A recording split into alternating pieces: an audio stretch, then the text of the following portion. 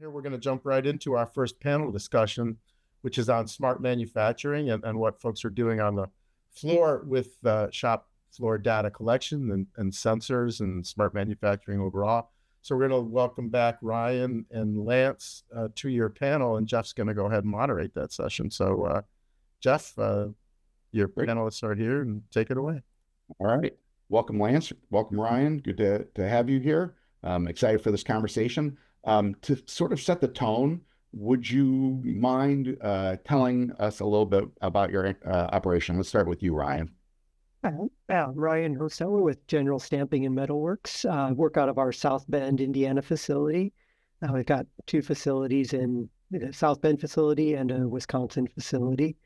I'm our digital director, so I oversee all of our IT work. And so a lot of the things we're trying to do with machine data, AI fall under our scope of projects.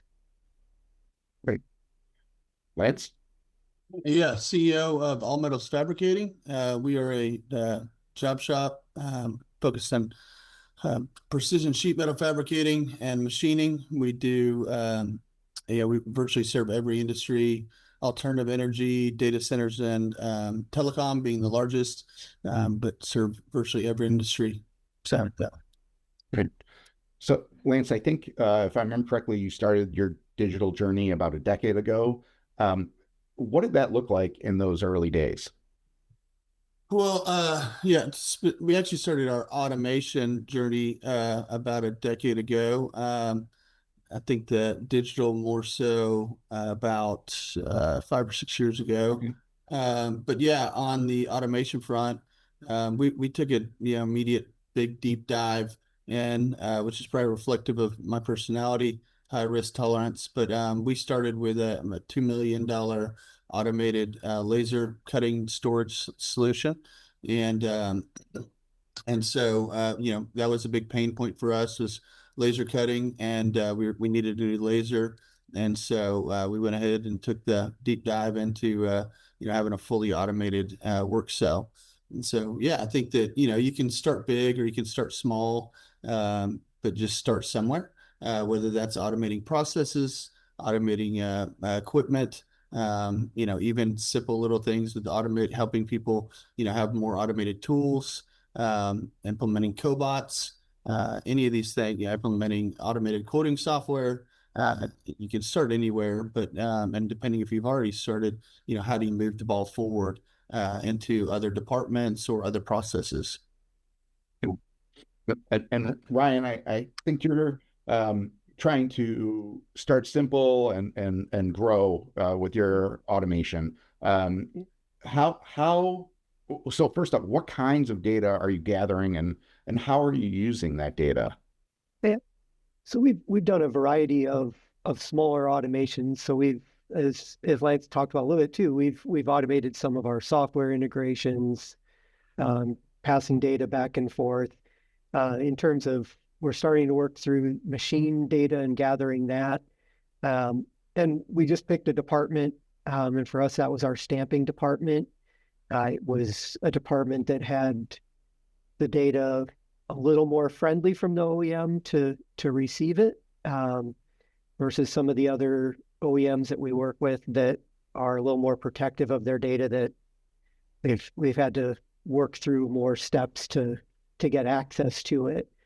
And so we just wanted to start in one area, get a project going so that people can see what it can provide, both from the operators to supervisors to management for how we're doing in our stamping department is a first step. Yeah. So was the goal of that just to get people used to it, or and not to overwhelm them? Yeah. So we wanted to first start and validate that it was helping the operators. So we're helping give them real-time feedback in terms of their performance, so supervisors can see how we're performing as well, and ask questions early on rather than waiting till a production run is finished to try and understand why it took twice as long as we had expected. and also find out what that real time production is. Is it the machine running and not producing as we had expected, or is it people taking those little micro breaks in between things that you don't notice when you're relying on the person to say whether the machine is running or not. And Lance, same for you. Like, what was your initial goal? That set your data journey in motion. Yeah, so it's a little bit more opportunistic, honestly. The partner that we were using had an early adopters. ECI had acquired part of Allura in a partnership, and so they had an early adopters program. So, there's pros and cons to doing that. Pros being typically you get a discount.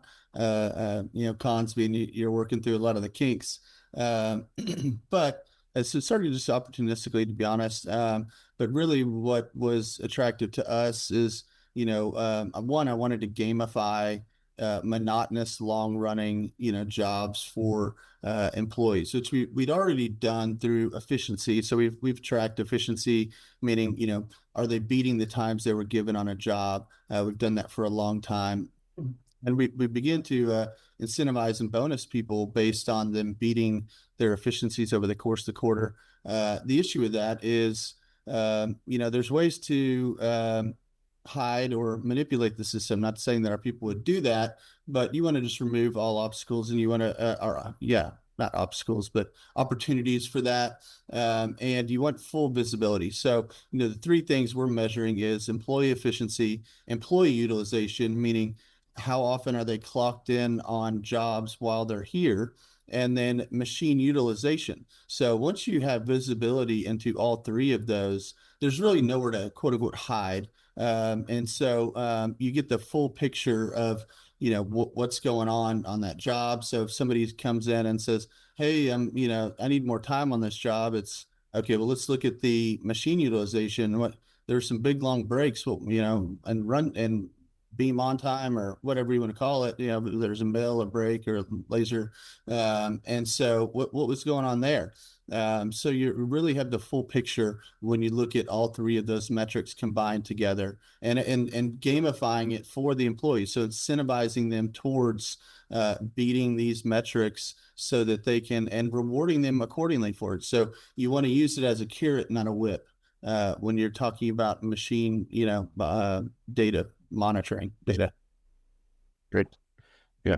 Ryan, going back to you, you told me at one point when we were meeting previously that some of your challenges to see what you can get and how easily you can get it. How did that philosophy take shape, and how did that shape your early steps into data collection? Yeah, so as I kind of mentioned, we have a wide range of operations that we perform: laser cutting, bending, robotic manual welding, stamping, assembly. And so through all of that, we have a variety of equipment manufacturers that we're working with. And as we're looking at different departments and where our critical resources were, we saw that in our stamping department that was going to be we thought we could get a quick win with it. And, as you were talking earlier, with lots of projects failing, and just, sometimes in general with IT projects and their rates of failures kind of combined with that overall, we wanted to choose somewhere where we thought we could get something done and up for everyone to be able to use. Similar to Lance, we're looking at trying to find ways to use that efficiency and productivity as we measure it to motivate the operators and reward them for it. Again, not trying to use it as a negative, but as a bonus and as a way of helping incentivize the production. Makes sense. Okay. Lance, my understanding is that for your automation journey, it started in the back office instead of moving directly to the shop floor. Why did you take that route, and how did it set the stage for what came later with sensors and machine data? Yeah, I believe, I can't remember if we started with back office or front office. I think you mean the same thing, but so yeah, front office, I think it was is with, and once again, opportunistic. I'd been looking at automating quoting for a while, was really intrigued by it. Our setup is different from a lot of manufacturers, meaning that our we have one point of contact for the customer, so that person is doing estimating and account management. So there's pros and cons to both approaches, and I could argue strongly for either one. Um, but that makes it more challenging for us to hire people. And then I'd also see, I'd be frustrated with, with one person quoting stuff differently and higher than another person based on their risk tolerance.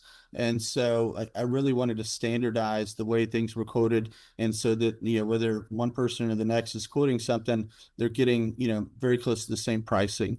And so that's was kind of the driver of it.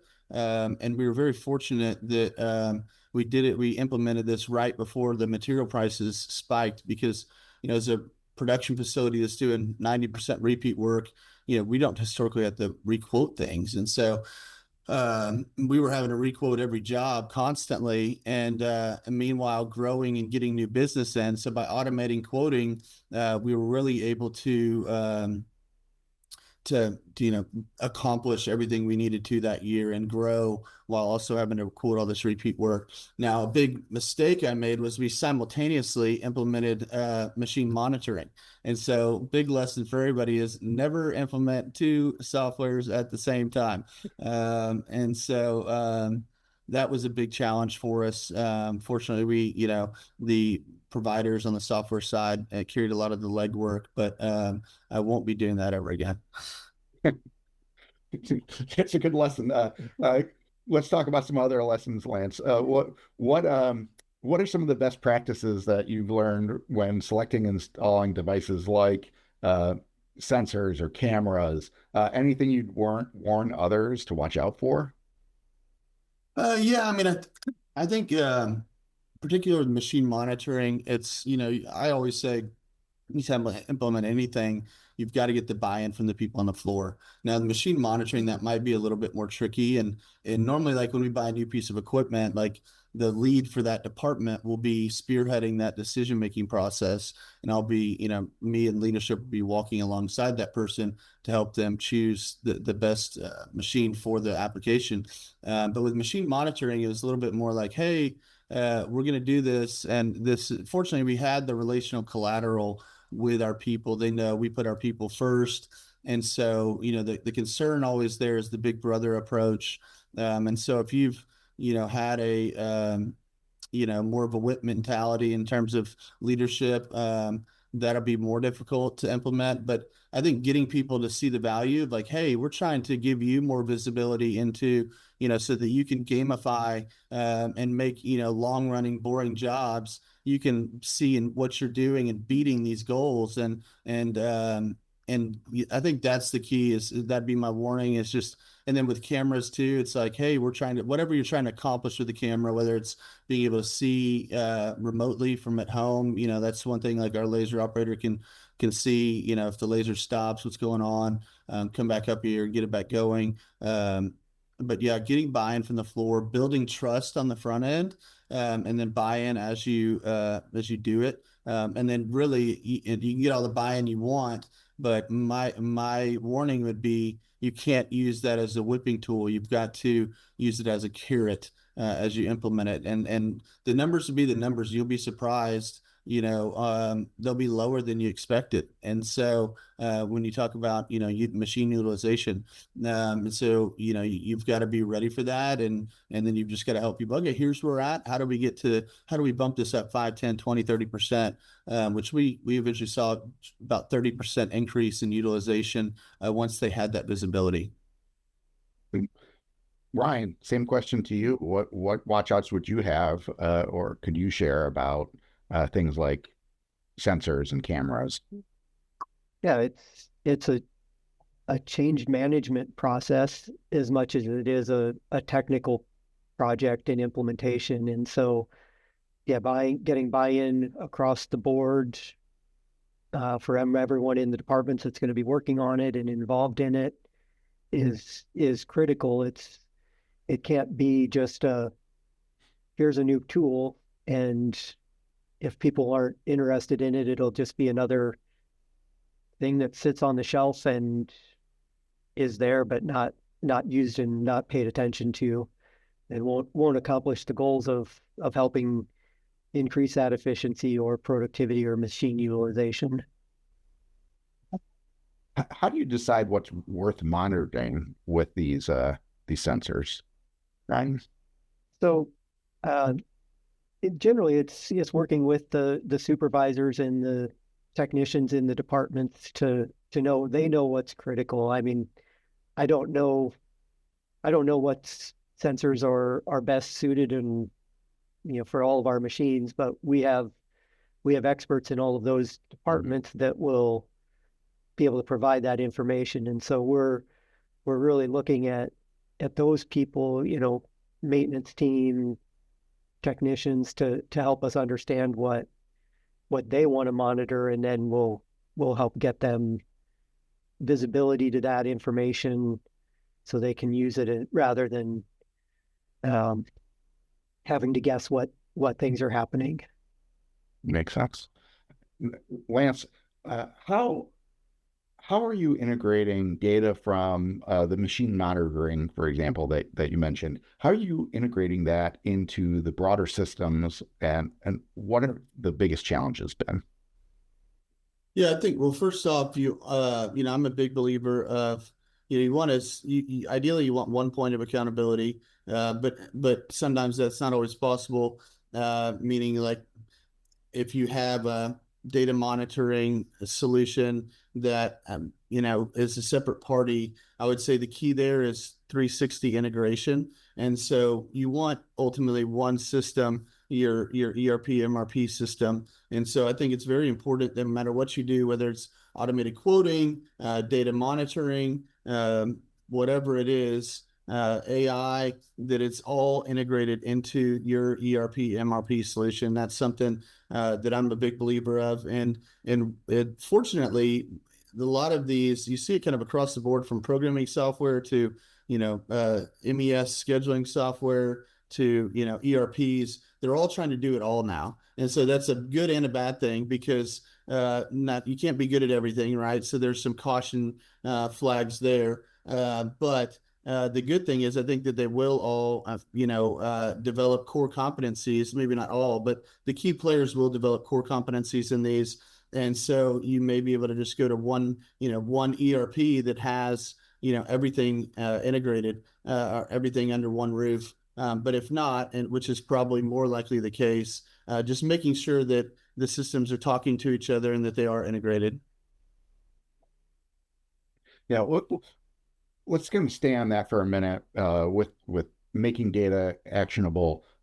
Lance, you just mentioned ERP systems and integrating AI into that. What does that look like in practice? How is it helping you get more value out of the data that you have? Yeah, first thing is, I think you want, as it relates to machine monitoring, and really everything, it drives down, it really boils down to getting better OEE, being more efficient, making more money. With the data that you're tracking, you want it to be focused on that. And so that's what you should track, what is going to improve your throughput, improve your efficiency. And typically if the machine's running more, those things are at least your throughput is going to be increased, maybe not necessarily your efficiency. So I think anything that relates to that is key. Do you want me to answer that related to AI too, or? Sure, yeah. Yeah, which I think, the AI, we're just starting to scratch the surface. But it really needs to, what I mean by that is what we've done thus far is we've implemented a chat bot that is on our website. So we uploaded all of our bin tables, our tooling, any bit of information we have into a chat bot, and made it available on our website to customers so that they could get questions answered in real time without having to email us. It's been funny. I've had customers ask me a question. I've gone to the chatbot to get the answer. It's pretty amazing. Regarding standing up a large language model that's integrated with our ERP solution, we're still in the works of that. We've done it, but we've run into some challenges with how things are calculated. The reports that the ERP solution provides, they don't give you visibility into how that is calculated. And so teaching the large language and just really, there's so much data in there. So that's kind of, we're at a little bit of a halt, but we've got a path forward there.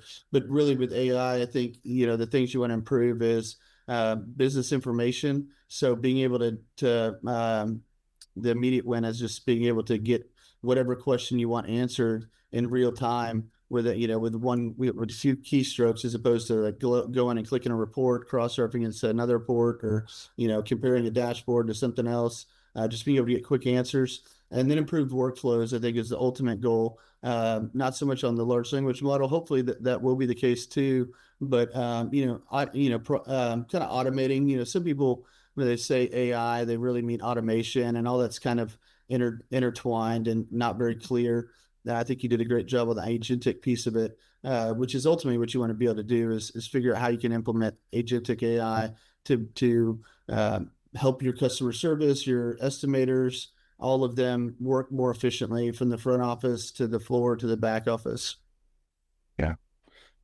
Ryan, let's stay with data, and you mentioned people and their importance. How are your operators involved in interpreting and acting on the data from the shop floor? What are you using to help them make sense of it? So we're providing with that real-time information, so they can see what their targets are, and that lets us then be able to help them with that. So if they're running into questions, we can see earlier on who's is it the operators doesn't first time running the part, is it something with the process that we can improve, so that gets them curious about how they can improve their performance to meet some of those targets and goals that we've set for them, because when they can see that, they're more inclined to work towards that than that long monotonous run that's happening with things, and when it's really easy to kind of just get into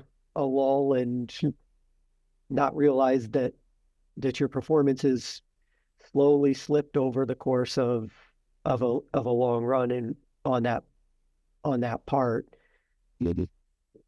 And so it's also making it so that our supervisors and other leads in the area can come ask questions too, and find out what's going on, versus necessarily always waiting for the operator to ask questions, because sometimes they think that's just the way it is, and they don't want to interrupt somebody else's time, but it's their time that's the important time. Yeah. You mentioned earlier, Ryan, about change management. I think it was you who mentioned that. It's a big part of any digital transformation. And so I'm curious, what's worked, what hasn't worked, when it comes to getting buy-in from your teams, especially for technologies that are new, things like cobots or new data systems or whatever it might be. Yeah, it really is making sure all levels of the organization are involved in knowing what's happening and being able to give their input into it. If we're looking at a cobot, is it one that our maintenance team is familiar with? Is our operators reusing it somewhere else? It can't just be one person who, whether it's IT or leadership or supervisors, they can't just be one person who says, let's do this, because we're trying to make sure we've got everybody involved in it, makes the project run smoother, That way it's not necessarily just, well, here's a task, but you don't see the larger picture that's going on with why we're doing it. And when we look at a lot of these things like cobots and automation, it it definitely falls into some of the slide that you had with the 4Ds. We're trying to automate those types of things so that our operators and employees can spend time thinking about the things that matter, not counting how many parts are in a box. We want them looking to make sure that they have everything that they need, and definitely the dull and the mundane are the things. It's not to replace operators and reduce our head count. It's about giving them more to do that's involved that intelligence than just the dull. Yeah, more fulfilling work. Yeah. Yeah. Lance, same question to you. What are you seeing on the change management front? What's working? What isn't? How are you getting that buy-in? Yeah, I think initially as we started having all this data, we were giving all these, giving everybody so many numbers, and to track and keep up with, and really, what those, and setting goals for each of them. And like machine utilization, like that can change, what the goals are, can and will change very quickly. I mean, we had a massive influx of work in October. So what our goal for lights out manufacturing, if that department doesn't have any work, that needs to be run lights out, you set a goal, and it's like, what's the point of the goal if they don't need to do that to meet their numbers and to keep the workflow coming through at the right pace. And so keeping it simple, keep it as few numbers as possible for them. You can have the data, but what you give them, you want to just simplify. And then I think moving the goal to help them win, as opposed to just setting a goal and having it, like right now, we need to be hitting a lot more lights out production than what we had before. And so making sure the goals are realistic, giving them as few numbers as possible to be focused on, because if you give them too much, they're not going to focus on any of it. And numbers that they can control. One frustration we have amongst people on the floor is like we track jobs tracking late, and they take it as and queue time and their department, and they take it as if they have a bunch of jobs tracking late in their department, that they've done something wrong, and we have to continually explain to them, like, no, that's not you that have done anything wrong. You can't. That's just a red flag of how much more you guys need to work, how much you need to be asking for help from other departments. It's meant to be a trigger to alarm you. And with queue time, like they may have, a customer may have put something on hold, and it sat in their department for a month because the customer doesn't need it and we don't need to be working on it right now. So that increases their queue time a lot. And so making sure that they either, if there are metrics that they can't control, that they understand what the purpose and intent of them are, and for the ones that can control, making sure they're realistic and that you adjust them according to the season that you're in.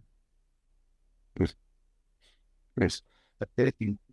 Let's hone in a little bit about that movement from preventative to predictive. How close are you to using data to predict for predictive maintenance, or to identify bottlenecks before they happen? We can stay with you, Lance, and then move over to Ryan. Yeah, on the predictive one, man, that's a loaded question. For that aspect of it, it's more of the machine tool providers, software, just tracking utilization and downtime, log codes. You really can't tell that much in terms of predictive. The machine tool providers advertise that they can do all this prediction, and I think that's somewhat true. It also varies from machine to machine within their catalog. But you really have to lean on them for that. they advertise, oh, we'll be watching this and be predicting it. But it really takes a more proactive approach. So having them come in and do a full PM and give you a list of parts that could be, coming needed in the near term, and potentially stocking those or make sure they have those stateside. But the issue that we see is so much of as machines have gotten more sophisticated, they break down more. It's kind of like a catch-22. The more bells and whistles on, the more problems you have. No matter how much prediction they claim to be able to have, it seems like, we got 2 machines down right now, and there was no prediction about it. So, but as far as identifying bottlenecks, that information's there. You got to the tricky part is like making sure you're in front of it and pulling people into that department. What I think the next step is figuring out level loading. And there's nothing out there that I'm finding that really manages that as advertised. That's a very tricky thing, and I'm really hopeful that AI will help with that, and help you with the level loading, so that you don't have as much bottlenecks. But some of it's unpreventable, and the idea that the best thing you can do is see the bottleneck coming and be ready to either hiring people in advance, which is a mistake we just made. We saw a bottleneck coming; it was on there. The capacity was taken up for months, and we should have been in front of it, and we waited 2 weeks too long, and frustrated the lead in that department. So you've really got to take swift action. Sometimes I think you can just say, it'll figure itself out, but it won't. Mm-hmm. Ryan, for you, how are you using data for predictive maintenance and to identify bottlenecks? Yeah, we run into a lot of the OEMs that are saying they'll monitor and help us with that, and yeah, again, varied success with what that leads to.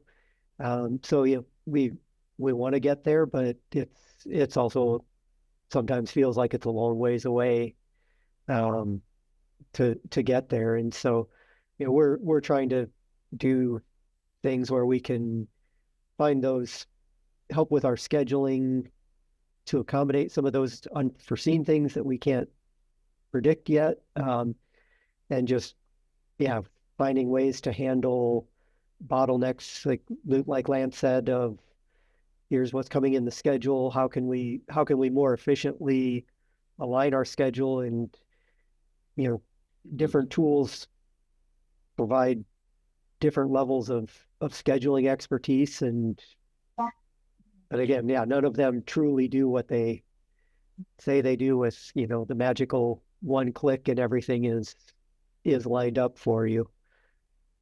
Yeah, you said it's a long way to get there. What are you finding are sort of those hurdles that you need to get over? Or even, are there enablers out there? Is it things like the technology? Is it the culture? Is it the data quality? What's standing in the way and making that a longer journey? Kind of goes into a couple of those. For us, you always run into the challenges of one piece of bad data breaks that trust for everyone, and so then they lean towards not trusting anything if they see it too frequently. And so we're trying to start with the data and building that trust in what we're monitoring, how it's being calculated, showing them what's going on with that, so that when something does look abnormal, we can figure out why it is and what was causing it, so that we don't have to go back to square one of, well, I'm just not going to look at this report because it's been wrong too many times. Great. I think we have about 5 minutes left, 6 minutes maybe. So I want to make sure that we have time to kind of get into AI as well, because I know that's sort of the thing that a lot of people are talking about and excited about, or maybe scared of or nervous about. And so I think it's important that we dive into that a little bit. So Lance, let's start with you. AI and APIs are changing what's possible for manufacturers and for manufacturing software, how do you see AI shaping your operations over the next, let's say, like 12 to 18 months? Yeah, I think with APIs, you can plug into the ERP system, much easier, and use that to, you're not as dependent on the ERP system having AI. I'm encouraged by even just in the last 6 months, how much I've seen, now that AI is writing code so sophisticated, the leaps that, we're looking at a transition of ERP solutions, and I'm like, hey, we need to kick the can down the road because everything is changing so fast. The best ERP solution in a year from now may not even be around yet, and so I think a lot of it is, just being able to improve the workflows, improve the visibility into the business, predict issues. Those are the things that I see as major benefits. I think, and the beautiful thing about being in manufacturing, I tell people, it's like, hey, it's going to wipe out 30% of jobs, but can't wipe out skilled trades. So let's embrace it and use it. And what I tell people is with automation and throw AI in that too, we look at it as job security, not a replacement of humans, but enhancement for humans. And what I mean by job security is we all know manufacturing is very cyclical. And so, a lot of shops, depending on how they're structured, may be hiring and laying off a lot. Well, as you depend more on automation, you can ramp up and ramp down without necessarily needing to hire and lay people off. And so I think the same will be true with AI, and just particularly in the front office, back office, being able to get, more out of each person, allowing them to, I always say my job is to make sure I got the right people in the right seat with the right tools. And so helping them be as efficient as possible in their job. And I'm hopeful that AI, can improve their workflows and help them accomplish more in the time that they're here at work. Ryan, same for you. Are you experiencing the same things? What do you see as how AI is going to be shaping your operations in the next 18 months? Yeah, we're definitely looking at how we're going to be able to use it and leverage it. The agentic AI is definitely intriguing to us, and finding ways to build on that. Trying to find things to say, an ERP can't be good at everything. Every ERP has strong sides and weak areas, and so the AI and APIs being able to pull information, process it, push it back to different systems, really let us find what is the optimal solution for each area of the business, and not just having to live with the weak areas of an ERP system. It becomes a lot easier to find either another tool to integrate with, or build a tool ourselves that, with some of the coding help now that's out there, that can make it an easier solution without having to go completely do an ERP change. That's a timely and costly project on its own.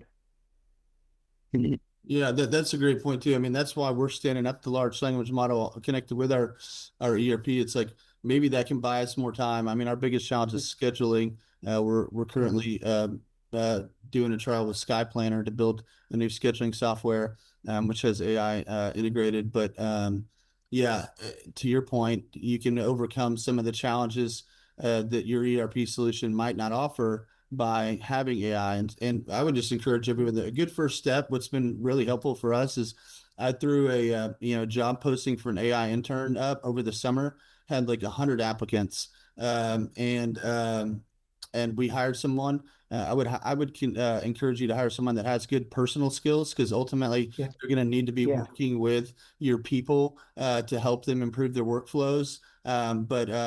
It's that I mean, you can get somebody, an intern, for $15-20 an hour that can do stuff that nobody in your organization could do. And then we're looking at bringing this guy on, and eventually I've got a career path for him to be like chief technology officer. when he graduates, he's going to be in May, he's going to be coming on full time. So that's a good first step for people. Just find an intern, and just have them figure out where they can add value. Build you a chat bot, stand up a large language model, or just work with people to observe workflows and figure out, what shortcomings you have in your ERP solution, and figure out how they can overcome those with AI.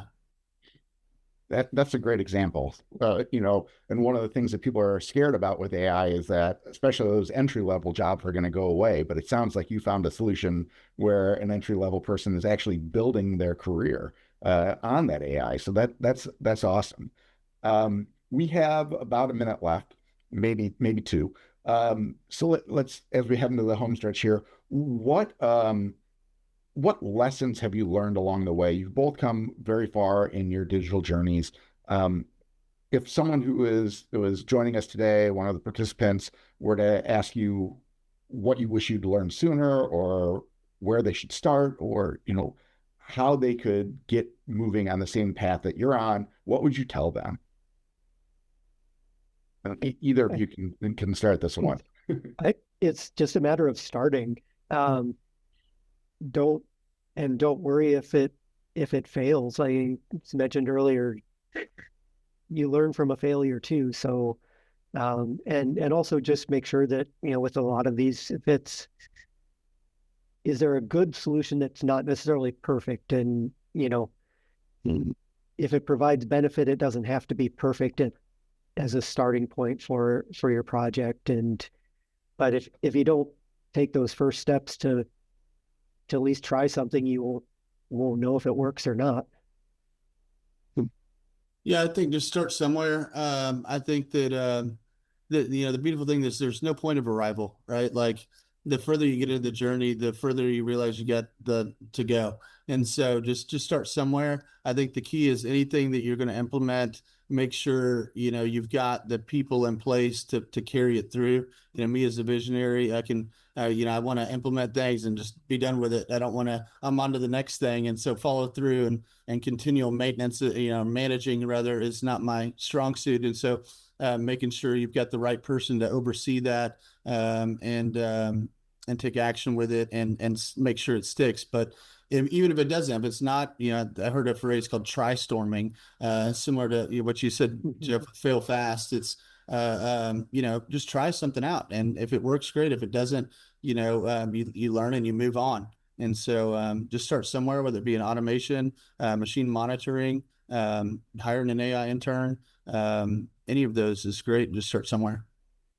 And one last thing I'll say, sorry, is I think one of the biggest successes for me is making sure you're getting the most out of your ERP solution. When I started here 15, 17 years ago, we were using a tiny sliver of it. And so you have tons of tools available to you that you're most likely not using. And so partner with your ERP, hire a consultant from them to come out and evaluate your business. What are the areas that you can move the ball forward? That was a game changer for us. And we had him come out every few years, like, what's the next step of us utilizing our software more? So lean on your ERP provider and help partner with them to help you move the ball down the field, because you might not need to go get something new. You might have plenty of tools available to you that you're not using.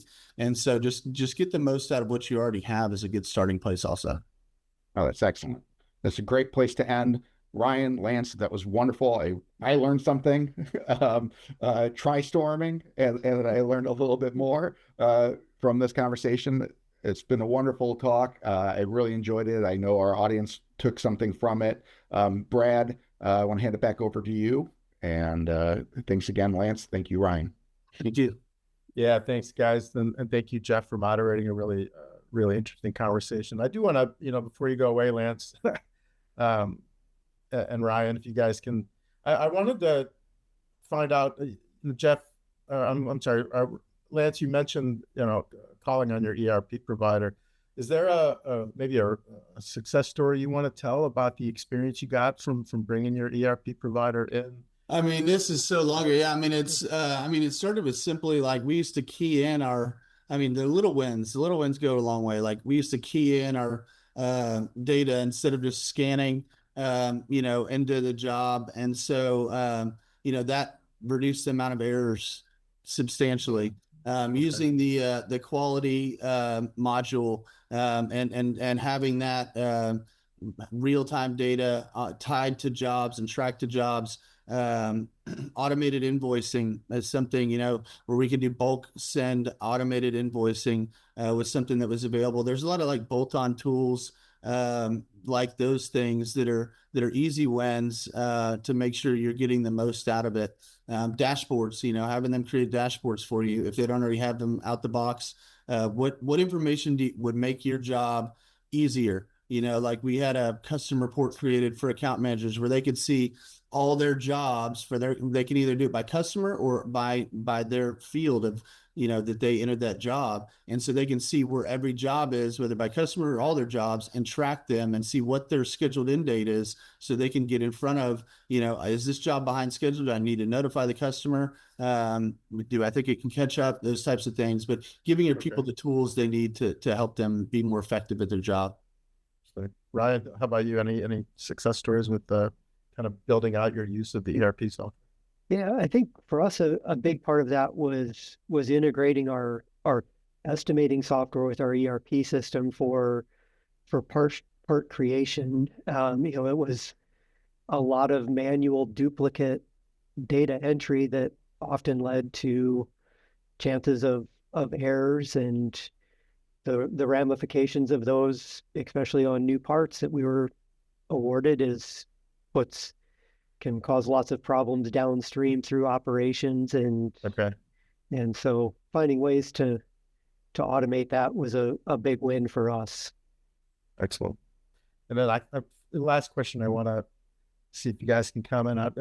Our next panel discussion, we're going to talk more about AI and digital manufacturing and some of the issues that those technologies enable fabricators to overcome, some of the roadblocks to productivity. And one of the ones we hear about a lot, and I'm sure you guys Ryan and Lance both deal with this last, kind of rush orders that you got to integrate into your scheduling system and into your workflow. And have you seen any of these, whether it's ERP or through the machines themselves, or I know it's an AI application, maybe you're not quite there yet, but being able to react faster to these types of scheduling challenge that you're facing, so you're not pushing jobs all around the place. And anybody have some success with that? Lance, you're smart. Ryan, you're take them first. I was gonna say, I think everybody runs into those issues, and we're trying to find ways to handle that. And so that's where some of the integrations and automations from quoting through to the production floor is part of what we're working through, and to be able to handle those, I don't think we've really solved the problem. We've just found ways to accommodate for it. Okay. Yeah, my solution is use Oshcut or send cut send.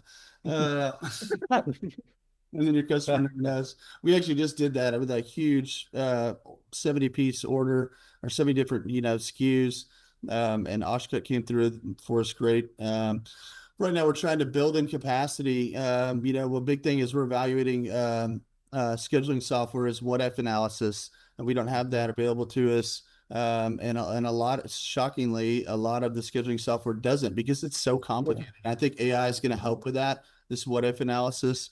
Sure, we can force a job through, but we don't really see the ramifications of that. And so, that's the challenge that we're trying to tackle right now. But in the meantime, if anybody needs to send out parts, those are two great options. Okay. All right, great. Hey, thanks again to Lance and Ryan for sharing your stories, and Jeff, great job with your talk and with facilitating. So thanks.